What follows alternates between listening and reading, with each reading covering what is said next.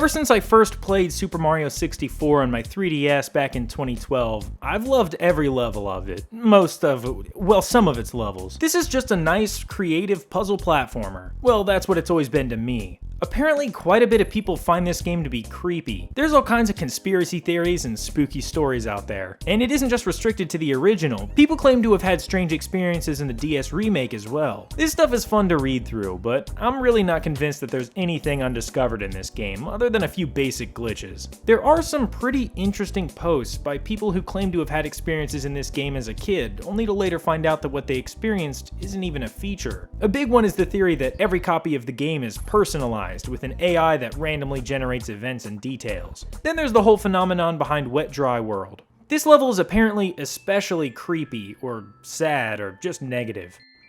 Frustrating maybe, but creepy? People don't seem to like this skybox, but I always just thought it was a cool texture. But after trying to alter my perception of this level, I see what people are talking about. It can be pretty unsettling. Most levels in this game are abstract, but they have a clear theme. This just feels like purgatory. So open and empty, yet so confined. Or it's just Wet Dry World. Although it is strange that so many people collectively feel that this level in particular is creepy. But if this level appeared in a modern Nintendo title, it wouldn't be so creepy, since you would probably see the creative vision much clearer than you do here. It's supposed to be a sunken city, but its unorthodox layout and ugly color palette just make it feel like some weird, confused plane of existence. And another layer is the fact that the only interactable NPC is this Bob-omb Buddy. It makes it seem like Mario is all alone in a cryptic world full of things that want to kill him. So in a way, it's kinda like Dark Souls. But what about those false memories people claim to have had? Well, actually, I don't think that the people making these claims are lying. I think there actually is something to this. But sadly, it isn't that Super Mario 64 is haunted or personalized or anything like that. It's really just because childhood memory isn't the best thing to go off of. You might even get dreams confused with memories. If you had some crazy dream about Mario 64, you probably told someone and thought about it, and maybe you even tried to make it happen in the game. It's not hard to misremember that as, this event occurred to me while I was playing the game. But sometimes it's just a simple matter of misidentifying the situation.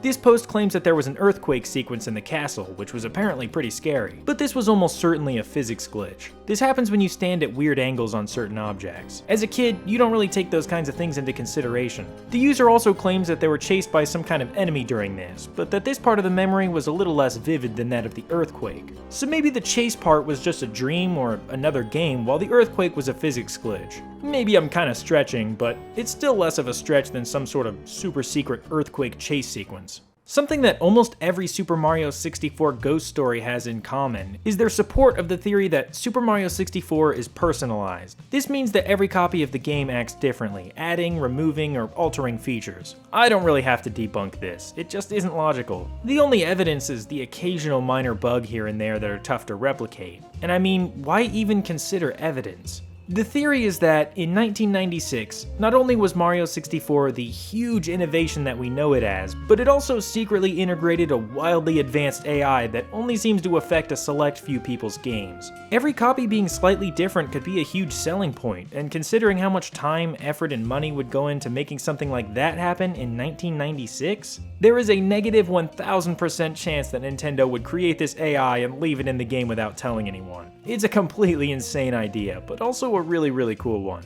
Of course, it's fun to imagine what sinister mysteries, what eldritch horrors might lie beneath this little platformer. But at the end of the day, it's all just make-believe. It's really not...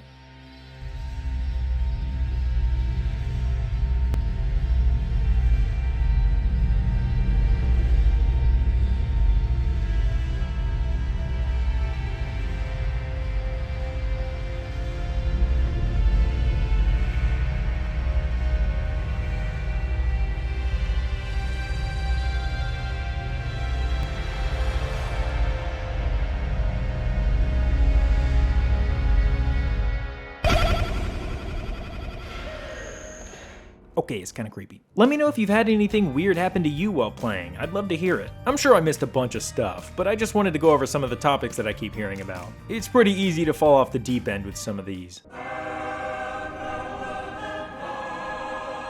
Okay, this one is a joke, but some of them aren't very far off. Even if you don't find anything scary, there are some funny posts here. I'll link this subreddit in the description. It's super dead. It hasn't been active in over a year, but it's still got some pretty good stuff. Anyways, I'll talk to you guys later. Thanks.